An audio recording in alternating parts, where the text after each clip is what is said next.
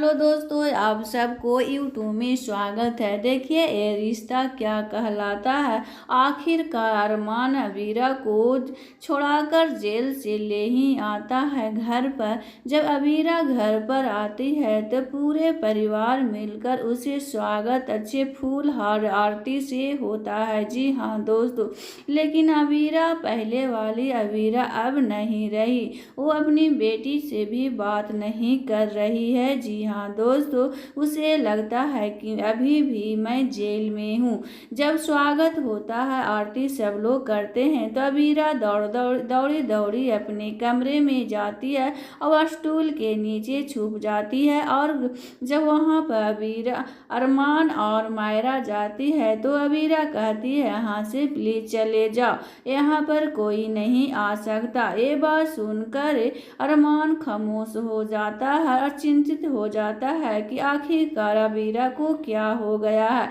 मायरा तो रो रो कर मायरा का बुरा हाल हो रहा है।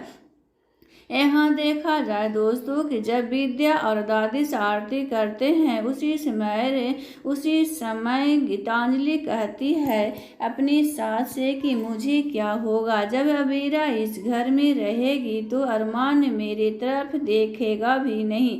मायरा तो अबीरा को पहले से ही हो चुकी है, अब अरमान भी अबीरे के पास रहेंगे तो मेरा क्या होगा।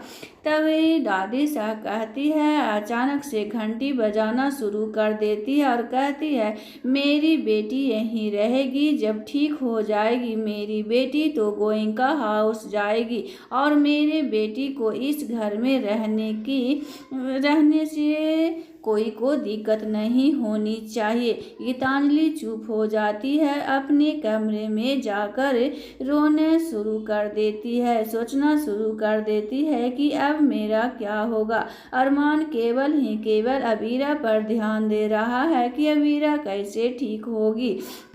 यहाँ अरमान जब अबीरा को सोते समय वहाँ पर बेड लगाता है, वहाँ पर मायरा को सुलाता है। मायरा अपनी माँ को पकड़ कर सोती है तो वहाँ पर विद्या आती है और कहती है कि गीतांजलि सही बोल रही थी कि उसको क्या होगा, जिसको से अरमान अब तुम्हारा सपना नहीं पूरा हो सकता है। तुम अबीरा एक साथ नहीं हो सकते हो, उसके बारे में सोचने से क्या मतलब है।